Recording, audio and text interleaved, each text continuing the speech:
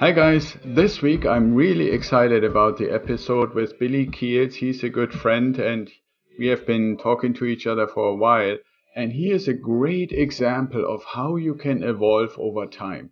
He worked 26 years in a normal job. He moved his family to Barcelona, Spain, thinking that he could invest there, and then ending up investing in the United States in all kinds of different ways, starting with residential real estate and then evolving from them. So you really want to listen because he is a great example of how you can start in a very blue collar regular life and then evolve to become a successful investor and become financially independent.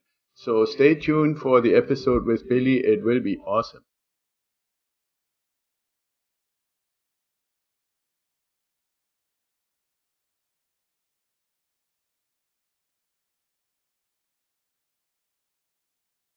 Hello and welcome to the Ideal Investor Show. Back today with us, I hope I can call you a friend, Billy, by now. So a really Yes. great guy with a massive international experience and some similarities between me and him with pharmaceutical experience, military experience. So without further ado, we have Billy Keels. Billy, welcome to the show. Hey, Axel, this is really nice to be here. And yes, I also consider you a friend. So I'm glad that it's reciprocal. And I'm really looking forward to sharing another conversation. This is just the second time that a lot of people are going to be listening to us, though. Yeah, absolutely. And before we started recording, you were saying, like a few things have changed and a little bit of what you have been doing is going to get a little adjusted and so forth. So I think it's definitely helpful. And I think that might be a good starting point. Telling our story and people engage with that, right? People like to know, okay, am I the only one who can't do this stuff? Or what do other people do? It always looks like they're here today and then they're successful tomorrow, right? And I always say, well, it was overnight 20 years. Right, exactly. I was just going to say it took 9 years to be an overnight success. Yeah, right. So, Billy, what has changed since last time and where are you going now? Yeah, excellent. So, and I guess just at a really high level, and a lot of people will listen to my accent and they'll be like, oh, okay, well, cool. This guy's probably somewhere in the United States. And although I'm originally from Columbus, Ohio, as you know, I now call Barcelona, Spain home. I've been living in Europe for the last 20 years. So between France, Italy, and Spain, Barcelona specifically for the last 15 years. And I've had a very unique experience. And that by the time I was 26, I think I'd worked and traveled throughout some 86 different countries. As I'm originally from Columbus, Ohio, I didn't grow up knowing a lot of things outside of the US, much less outside of the Midwest. But when I had a chance after college to see a number of things, it really just changed my mind and my desire to want to go out and experience new things, have this really like new mindset and always be uncomfortable and things like that. But one of the things that I did do, I'm a recovering perfectionist. I'm very honest about that because I was the person I got the really good grades in school. I did all the sports and I was doing the things that I was told. And then a lot of that even carried on into college. So I kept doing the things. I was part of student council. And then afterwards, when I went into the workplace, I was started to doing the same thing. I was rookie of the year. The companies I was working for, I was always doing what I was supposed to do. And when they told me, hey, listen, when you're supposed to be investing, you go put your money over here in your 401k and your IRA. And that's what I was doing. Both of my parents are very blue collar. They worked two jobs, and my brother and sister and I, we watched them work two jobs. And so really know what it was like to work really hard, to have anything to save to the end of the month. And a lot of those things stuck with me. And so in 2000, I think you know a little bit of this already, but in 2000, after I'd been working for a couple of years, my portfolio lost with the dot-com bubble. And then in 2008, my portfolio lost about 33%. And that didn't feel so good, especially because I was an A student and I was doing what I was supposed to do. And I was listening to what I was supposed to do. And I had no control. And so doing that, it really started me having more control over some of the financial areas of my life. And that's when I started getting involved in real estate, as you know. And although I live in Barcelona, Spain, I thought I was going to buy because I was reading all these books and the books were like, hey, you can get $200 to $300 a month. And I thought that would translate to being a landlord here in Barcelona, Spain. And what I didn't know, Axel, is that I was living in a market or in a location where it's appreciation based. And so I wasn't sophisticated enough at that point in time, but I've since learned that because of the type of place that I lived, it was going to be very difficult. Anyway, to make a short story a little bit longer, I started investing in real estate. I then started in passively investing with other people in ATM machines and frequently now investing in the energy sector. And to the question that you were asking, after 26 years of working for enterprise-wide market-leading companies, I'm no longer working for a multinational. And so now I am focused 100% on building my business, building the relationships and the ecosystem so that we can better go out to serve our existing investors as well as future investors. And so I'm in this period of kind of change because I didn't know what it was like to not, be working and hanging out and looking at my BlackBerry it started with, but on my iPhone and all that kind of stuff. And so I'm in a new point in life. So there's a lot of different things that have changed recently. Yeah, that's very cool. And I wish I could tell my story this succinct, but yeah, no, that's very cool, Billy. And it actually, I think, from my perspective, touches on a few things that a lot of people contemplate or face, depending on where they are on the journey, I would say. You have probably, and I've written a little bit about it, about the great resignation. And I think it's not really resignation in the sense of people giving up. It's just reorientation would be probably a better word. But those who haven't taken any step like that, right? When we see, like here in the US right now, we see, okay, there is like 3.7, 3.8 unemployment rate. And you would say, okay, and companies, and I mean, I still support companies, even though not in, same like you, not really in a traditional 8 to 5 employment kind of situation. And they really struggle. I mean, the clients that I'm still advising, they really struggle finding people. There's super low unemployment rate, and you ask yourself, okay, what happened to these people, right? And so I think a lot of people through COVID basically ask themselves, how do I want to have my life look like? So maybe we can talk a little bit about, you said you're in a different situation now. You're probably also different in the sense that you were able to build your portfolio of real estate investments while you're doing your job. But maybe you can touch a little bit, like, how does it feel? How is it? What are the things that you're kind of in your mind struggling with, getting okay with not having this kind of security blanket anymore?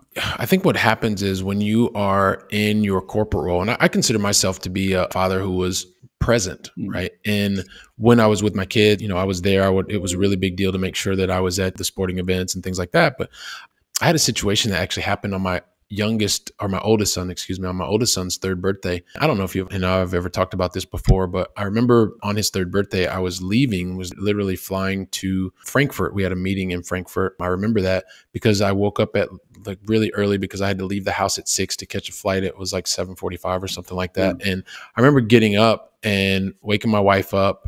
It was like super early in the morning. Our 1-year-old was there, and I was kind of tired, and the sheets were crinkly and all that other kind of stuff. And just I woke everybody up just to give my son a kiss because it was his third birthday. And I remember leaving our flat and going down to get in my car and head to the airport. And I was like, oh my gosh, this is not what I want to be doing. Like, I don't want to continue to do this.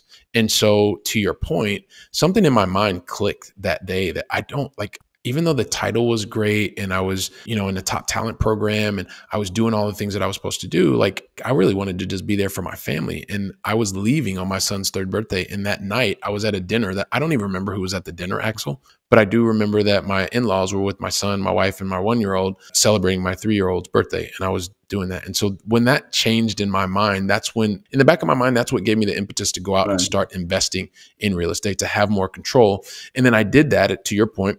And for like 9 years, I was living 2 lives. Like early in the morning, I was working on my business. I was getting my meditation, going through my morning routine. And then in the late morning, or the morning through the late afternoon, I was working for the company that I was working for in the enterprise software space.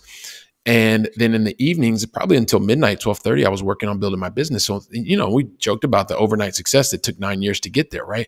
That's what I was doing. And that's what I'd gotten accustomed to.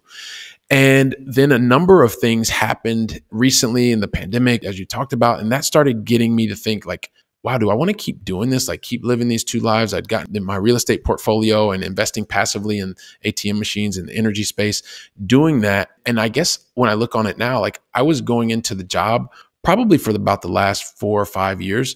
And I didn't really, if I look at it financially, need to do that, but I was doing it. And so one of the things that has happened when you're this really good corporate soldier and you're doing all these things and you start realizing, although I thought I was present, I always had my corporate job in the back of my mind. Like it was always there.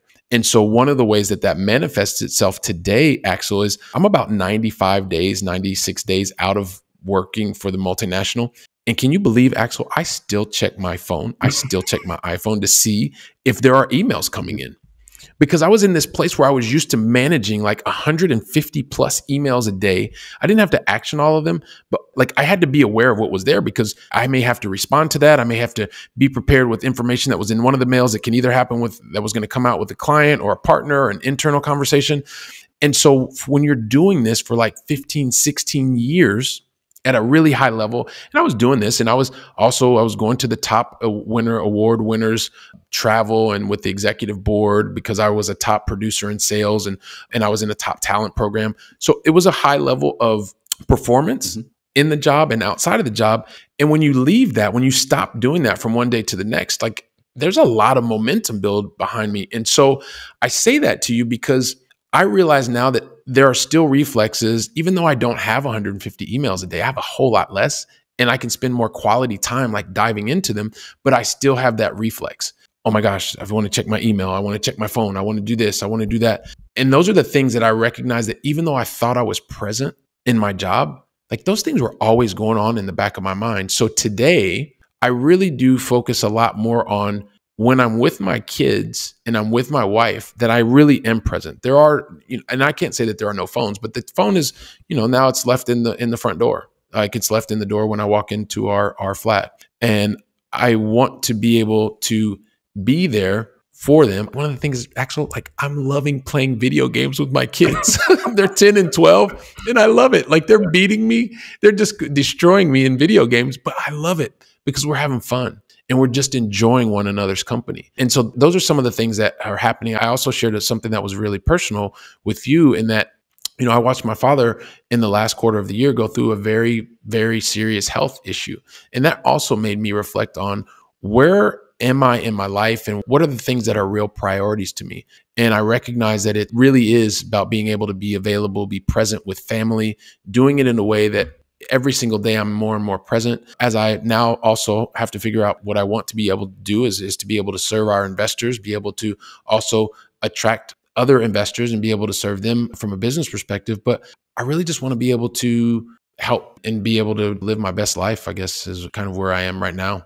Yeah, absolutely. And see, the thing is, and I'm very glad that we have this conversation today, partially because, and you know this because you get our newsletter and other stuff that we're putting out, I have been almost to the point of preaching, talking about we are on a journey, and I want to help people to be on a journey to reach what our tribe call the time freedom point. And when I listen to what you were just describing, like not just loving the fact that you can play with the kids video games when they are around, when they're not in school, but the fact that you have the choice to say, I use my time for that, or I use my time for sitting on the beach, or I use my time to go across to Mallorca or stuff like that, right? Like, so that is, in a way, I would say, some form of a description of somebody who has actually reached the time freedom point of enough passive income to not have to have that job anymore and be able to choose what you want, or having the freedom of choosing what you want to do with your time.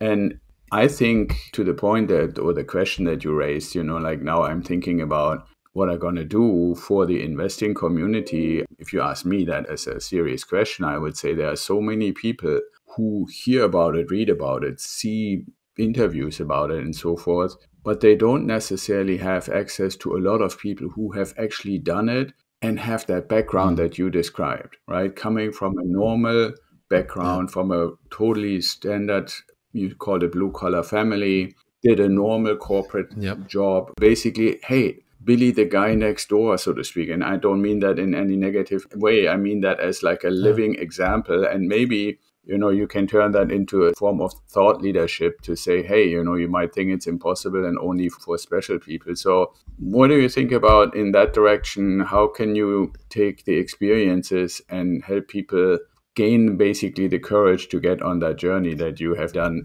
Like the first big part, I would say, is to reach that milestone, right? But a lot of people I engage, I'm sure you engage, hesitant or wondering or waiting, how can I make it? Who is there who has ever done it before? Yeah. So, and I love that you said that, because one of the things that I'm a big fan of, and we hear a lot of that, Axel, when we talk about the financial freedom, and we hear a lot about the different types of freedoms. And I'm a big believer.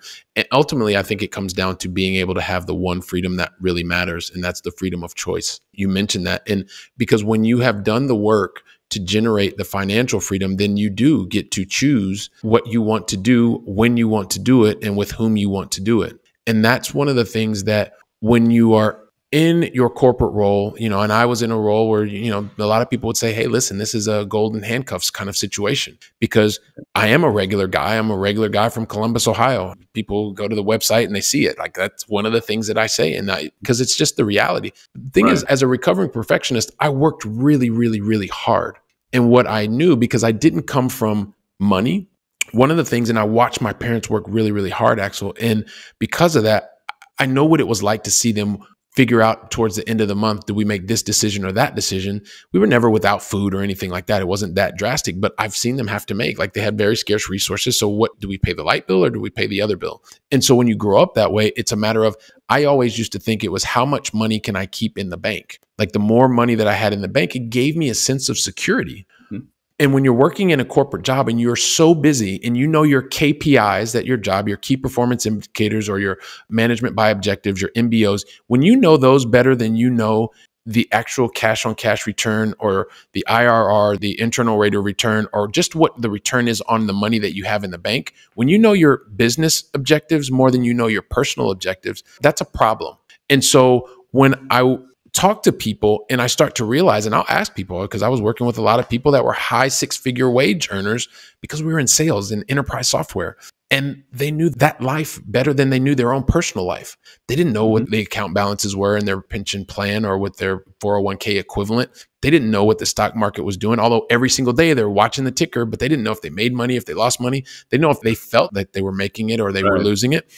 And I say all that because when you're in that world and you come from a background where you understand and you respect each dollar or euro that is made, it does help when I'm talking to other people to say, hey, look, I wasn't born with a silver spoon in my mouth. I wasn't given things. I've worked really, really hard for them. I know what it's like to struggle every day with that scarcity mindset, to continue to be abundant, to work to help other people so that they can have the freedom to choose whatever it is that they want to be able to do. But in order to do that, they do have to start to take action, and they have to start choosing to take some very educated type of action. Because if it's just about the corporate role and waiting for that, I mean, you can do that for the rest of your life without the freedom to choose. Yeah, I think that's a really, really important point. And you use the term golden handcuffs. There are other, like corset or frame or whatever other terms people use or apply. One thing that I would like to tap into a little more, especially since this transition, you said it's like 95 days now, so it's pretty fresh still for you, is the difference. And I'm sure on the sales side, it's a little less restrictive, but only a little, I would assume. I'm not a sales, never been a sales guy, but I've been in working as an advisor and consultant for many, many really large companies for many, many years. And I've observed two things, and I would really like to hear a little bit about, especially since you made that transition just recently. The one thing is, when you are with a particular organization for a prolonged period of time, you become more and more aware, or being made aware. It depends a little bit on your role, your title, and your positioning. But either way, aware of, this is how we, fill in the blanks name of the company, do things with engaging customers, with providing service, with creating our product. And others have their own. And like, as people know about me, before I got into the real estate mentoring and ideal wealth grower stuff, I consulted and advised very large pharmaceutical companies. And I had the pleasure of working for several different ones like Bayer and Genentech and so forth. And even though they had basically the same fundamental goal, help people cure or get better with an illness by a product, some sort of pharmaceutical product, they're really, really fundamentally different. But then regardless whether you say my career is tapping into all of them and give them my experience, or you staying with an organization for a while and getting better and better and more successful in a role model, for example, in the sales role, there is handcuffs, frames, corset, whatever, on this is how this is done. And to some extent, you might have a little bit of wiggle room how you interpret that, but there is still this external thing that says, okay, you are not the one who is going to decide the strategic direction that we want to go. You are not the one when we have two potential products, which one do we want to push and which one are we holding back? You are typically not the one who decides this is the pipeline of what we're actually planning to put into the marketplace in the next 3 to 5 years. So that's not necessarily a corset, but it's also a restriction, especially when you might think, okay, well, I would probably rather, based on what I see with client engagements, go that way or that way. Well, it's not your business, right? So what I think would be very interesting for the audience to hear is when you get to the point like you have, Billy, where you made the decision, okay, you mentioned some reasons, but how is it when this kind of structured frame that I'm sure over the years that you have worked, you've gotten very used to, not just by checking emails, but all the stuff that you know is, this is how we do it. And you go then to, okay, now you have to be the one who basically says, this is how I want to do it, because now it's totally up to me. How has that changed? Yeah, so this is part of the transition. And at the same time, as someone, like I said, I'm a recovering perfectionist. So one of the reasons that you can perform at a very high level in a multinational, and I worked for the leading enterprise resource planning software company, a very large German company with 3 letters that I worked there, and they were market leading. And we competed with companies like Oracle and Workday and Salesforce. So we were constantly in this same kind of environment competing with one another. And yes, we were on the sales front. And so it does give you a different level of insight because you're generating revenue for the company. So if you don't do your job as a sales executive, and for me, it's the greatest profession ever, because when you're doing it properly, it means you're actually going out to solve someone's problems, whether it's the CIO, whether it's the chief revenue officer, whether it is the chief human resources officer, or whatever the case may be, right? Sometimes sales gets a bad rap, but when you're doing it in its purest form, you are being able to solve a problem. And for that, you're driving revenue for the company. The revenue doesn't come in, nothing else works in the company. Doesn't matter. Nothing else happens. No one gets paid. And so that was unique. And to your point, even though we were sales, we weren't part of the go-to-market strategy team. We weren't part of the research and development team that came out with the new products. We could give feedback to the organization to help them develop new projects for the future or new solutions. But I didn't make those decisions. Based on the relationships that I had with the clients, I could detect what the solution was, but I only had a certain set of solutions that I could offer to them. I couldn't create the future. And that's a very different place than I'm in today, because today I'm actually responsible for how do we go to market? What is the mission, vision, values? Who are the people that we want to be able to serve? Who are we best equipped to serve? How are we going to do that? How are we getting feedback? How are we going to go to market? And most importantly, which members of the team do we bring on board to actually get this stuff done? Because I'm not good at most of the things. Like, one of the things that I do understand at where I am in my life now, I know what I'm very good at, and I want to stay in my lane. And what I want to do, and what I am doing, is surrounding myself with people that are much better than me, people that are very strong in operations, people that understand the financial risks and responsibilities that need to take place. And whether that's the bookkeeping company, or it's CPA, or the CFO that is now part of my team, so that I can do what I do best, which is, because I've worked for 26 years in the sales, in the marketing space, I understand that. So I'm complementing myself with the other skill set. And it goes back to your point. It's not something that I'm doing perfectly, but the thing is, I'm doing as best that I can, and I'm surrounding myself with the other people so that we can ultimately go out and best serve our clients.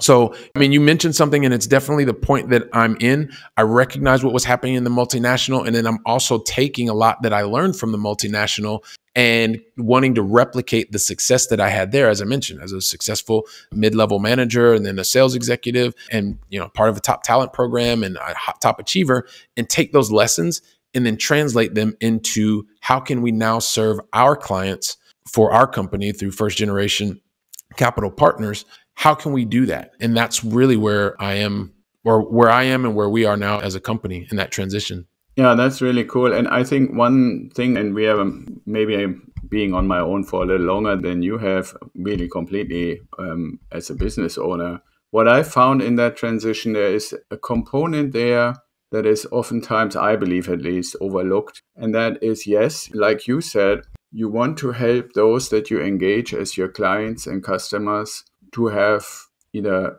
an easier solution or a better life, a better future, a better path, any of those kind of things. But, and that's for me very exciting, but it also requires, and if I may say so, basically a bunch of reflection is you also become responsible to a significant extent for the future of the people that you surround yourself with, right? And it's not just the dependency in the sense of can I pay them?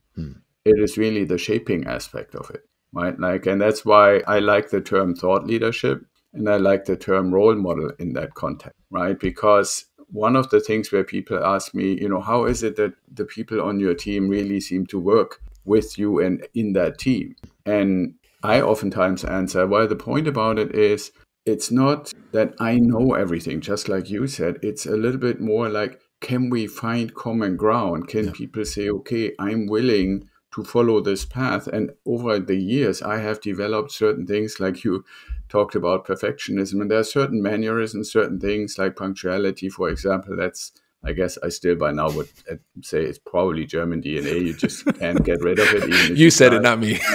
No, I know. But the point is, right? So if people say, okay, well, I don't mind. And I have actually friends who run businesses where they put a meeting on the calendar and every meeting starts 10, 15 minutes late.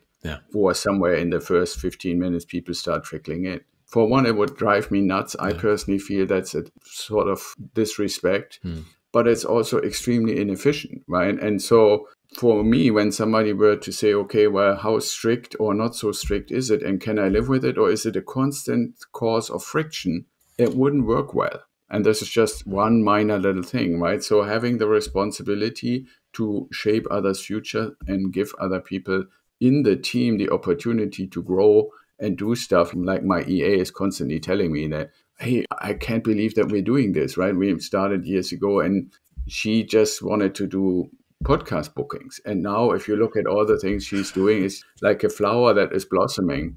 But in the frame where we really are aligned, we're clicking well. And the same thing is true for the video guy and the same thing is true for the editing team and stuff like that. So that part is a form of shaping, that happens. Yeah, I'm sorry. I just want to I do want to interrupt you. I know it's your show, but I want to applaud you because it's such the right mindset. I mean, even the language that you're using as you're talking about how you work with the team, that's just part of effective leadership, in my opinion, right? And that's why your team wants to continue to work with you. They want to continue to do more because it is recognizing the things that you are probably not best apt to do, or there are others that would do it in a better way. And also it's the mindset that you have is we're working together, or you're working together as a team, not I'm not the boss and they're doing this.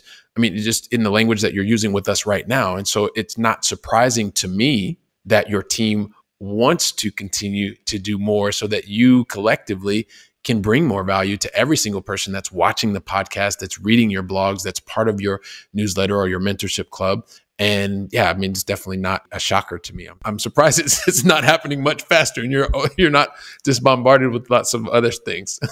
Yeah, no, thank you for saying that, Billy. I appreciate it. Well, it is really a philosophy, right, and a mindset and a way and looking at things. But it also comes from learning. We talked earlier about golden handcuffs or a corset. Is that there is in quote unquote traditional industry a lot of conditioning to be reactive. I can literally say in the last, 5 years or so, oftentimes team members, when I say, well, just tell me what you think about. If you see something we should do better, just say this. Being invited to voice your opinion, to give an idea. And I always say, I can't guarantee that everything that you suggest is going to happen, but I definitely want to know about it. And this is not very common in traditional business. So there's a little bit of a learning curve. But that also, to the point where we started our conversation before we hit the record button, is something that I found out is this perfectionism also extends to how do we actually share some of what we have learned. Right. I have many times thought, okay, well, how would the perfect training program look like? So that I can put the stuff in that I think people should know or might be interested in, and have ultimately by now over the last few years come to the point to say it really is more something that you have to shape, like some sort of material that doesn't know yet what the shape is ultimately going to be. And you can only do this together with the people that it's for, rather than making it for them and then say, here's the shape that I think is right. And then they find out later, well, 90% of what you think is right is not what we need. Yep. Right. So that, I think, is an important realization. So with that in mind, can you tell us a little bit, how are you planning to share some of the wisdom as one of the few who are beyond the time freedom? Yeah, sure. I mean, one of the things that we'll continue to do, and I just think, man, Axel, that very first conversation that you and I had on my Going Long podcast with Billy Keels, when you were on episode 72, like that was like, I can't even believe it. We're almost at 200 some odd episodes now. But one of the ways that we'll share is through the podcast, right? For instance, Going Long podcast. We also are working on now, because now I have nothing else running in the background of my mind. We're focused on how do we not only attract the right client that we know that we can serve and we can help. And we do that through a lot of the different, like for instance, today, you and I speaking here, this is another way for us to eventually go out and connect with new people that we may not have a chance to connect with. And then from there, really want to make sure that we're doing things that actually stimulate true relationship building. And that doesn't just mean sending an email. That means actually providing the opportunity to engage with those individuals that are part of our family and are looking for us to serve them. And so, whether it's emails or whether it's being out and sharing time and stories with you now, these are the things that we're doing. And once we can really start to travel again, one of the things that I really appreciate being able to do is going out and meeting with people face to face. Just a couple of weeks ago, I was in St. Lucia in the Caribbean on a personal development getaway with about 19 other people that were there, business owners and investors.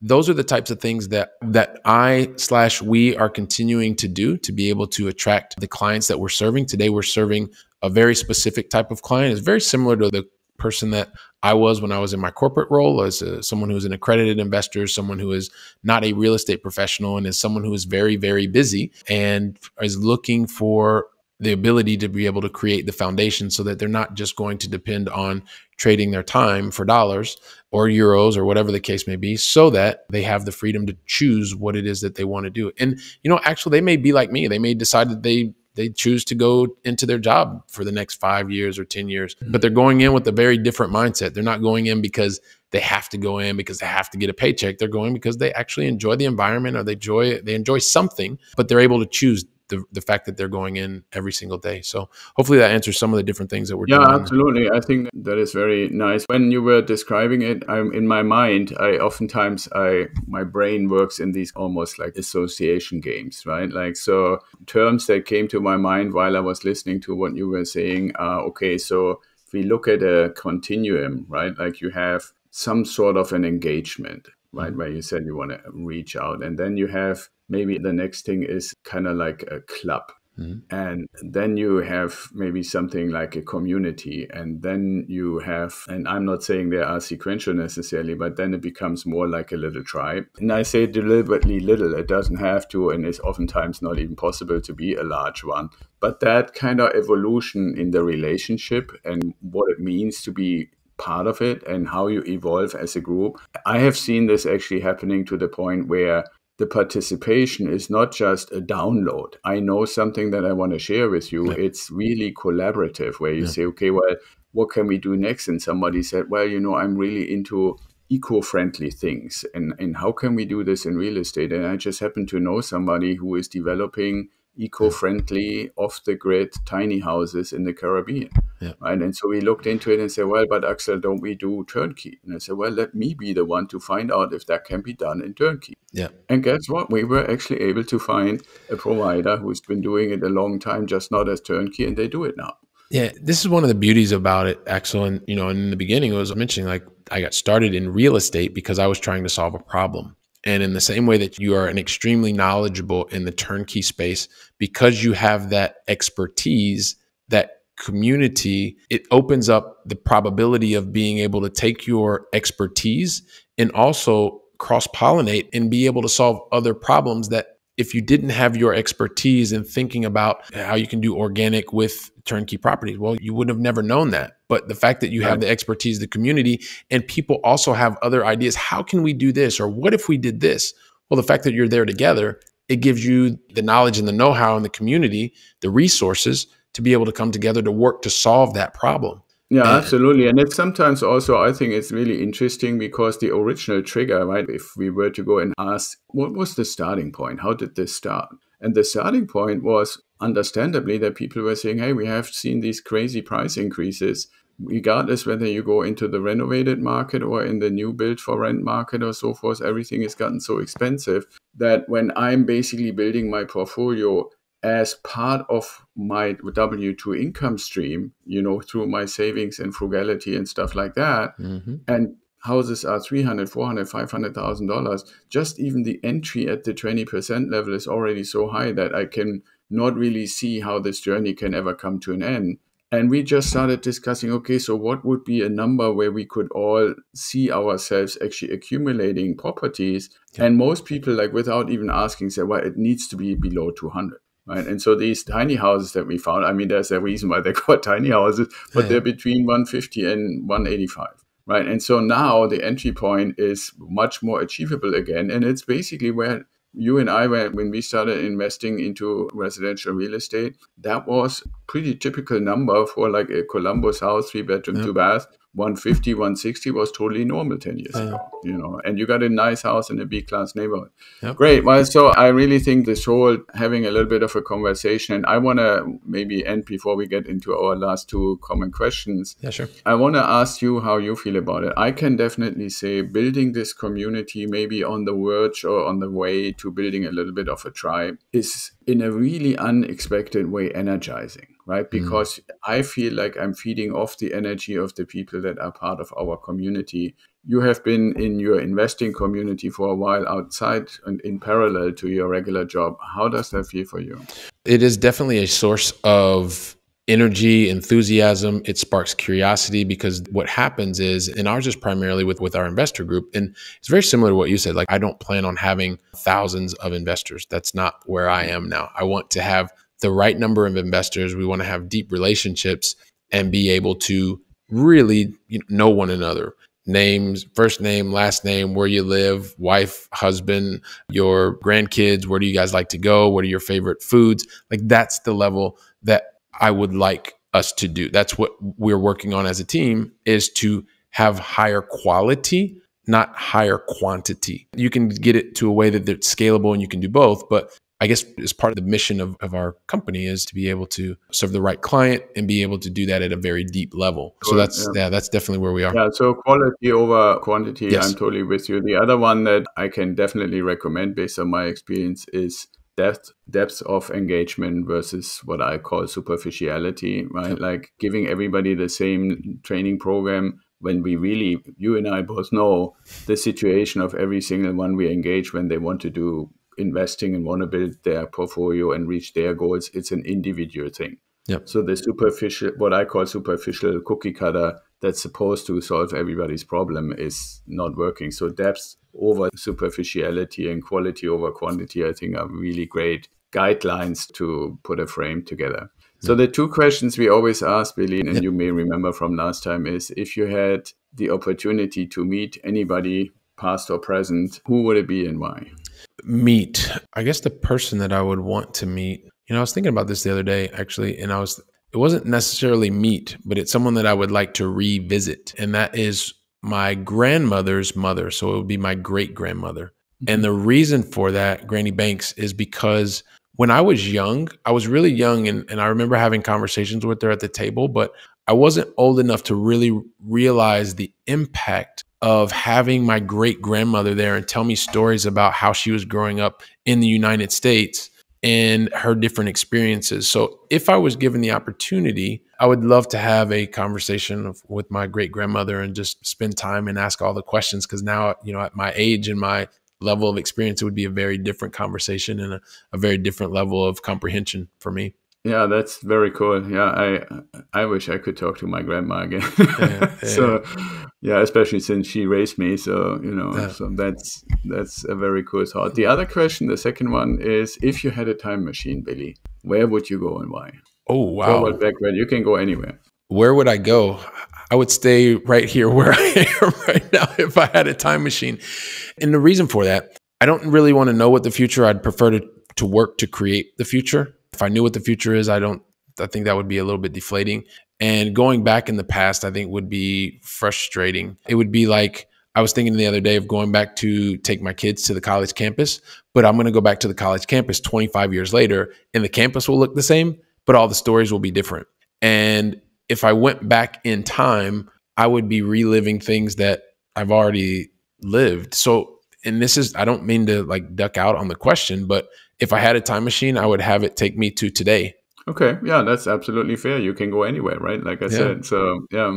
No, that's totally fair. And everybody has different things. You know, somebody recently said he wanted to go to actually 2 stops. He first wanted to stop at just right around the time before the first inauguration of George W. Bush. Mm-hmm. And then just before the inauguration of Barack Obama. Mm-hmm. And find out, talk to them, you know, like having a few hours to talk to them to find out if and to what extent what they have been saying to get to the inauguration, how much is truly what they believe. Right? Interesting. And I thought that was really an interesting thing. So I said, actually, when the person I interviewed it said that, I said, I would kind of like to be the fly on the wall of the time machine to find out what they say. You know? All right, Billy. So it was wonderful. Like every time, I mean, when friends talk, we can go on forever and ever. But I want to thank you profoundly for being here, for making this really, really impactful and amazing step. And I personally, I don't know if it's my place, but I want to say it anyway. I'm really proud that you made that step, that you got to be one of the people who can truly, and you may not say it that way, but I say it to you that way, you actually reached your time freedom. Yeah, thank you very much. I appreciate it. And yeah, it's just it's a culmination of a lot of different things, and being able to go out. I want to believe that it's the right decision, it's the right thing, and will work every single day. I know that there's always the possibility to go back into a corporate, although I don't ever plan on doing that, because it is. You won't. Yeah, no, I don't see it happening. It is the right thing, and it's one of those things now, and where we're working is to continue to go out, serve the client that I believe that our company is best built to serve, the one that we work on every single day, going out to do. And it is one of those things. So one of the things I will share with you is, I think probably by the time people see this, I'll show you, we should have even a new website to be able to tell people about. Yeah, I was just about to ask, how can people get in touch with you if they want to find out, hey, what is Billy actually really offering? Yeah, sure. I mean, the best way is building a relationship, and it's starting. So the fact that they would have listened now, I'd love to connect with people through LinkedIn. I think I'm the only Billy Keels. The only thing that I would ask is that you when you send your personalized invitation, is that you let me know that you already heard Axel and I speaking here. So that's something that is fantastic. And then the other thing is, the website is brand new, and it's First Gen CP. First Gen CP is for the first generation capital partners. And you can find information there, find out more about what it is that we're doing, who we're serving at firstgencp.com.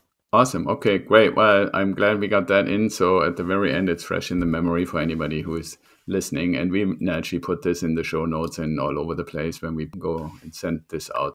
Sorry, can I just say one last thing? And I know you want to go. Axel, I am just blown away by the impact that you continue to make, that you and your team, I know you all are working super diligently, the community that you're building are action takers and really looking to continue to work and build together. And I've enjoyed also watching the evolution of what you're doing with your community. So thank you very much for the opportunity to be here and share a little bit more of my story. Yeah, absolutely. Thank you for saying that. I mean, that's what we're basically looking for. I've always said that we wanted to do, and I'm glad to hear that you think we're on the right track. So again, thank you for being here, spending time. I know it's afternoon already where you are, so I guess the day comes to an end. The sunset is soon, so I hope to join you there pretty soon, and we can maybe have a glass together or a meal together. So awesome. Thanks again for being here, Billy. Thank you, Axel. Thanks for listening, and I hope you enjoyed today's episode of the Ideal Investor Show. More info and the links we mentioned during the show are in the show notes, or you can go to our website at idealwealthgrower.com and sign up for the Apple Podcast link. And if you like to talk to me, sign up for a strategy call. Hopefully you want to share what you learned with your network and bring more people in. We are really eager to hear your comments. And until next time, be well, stay safe, and ciao.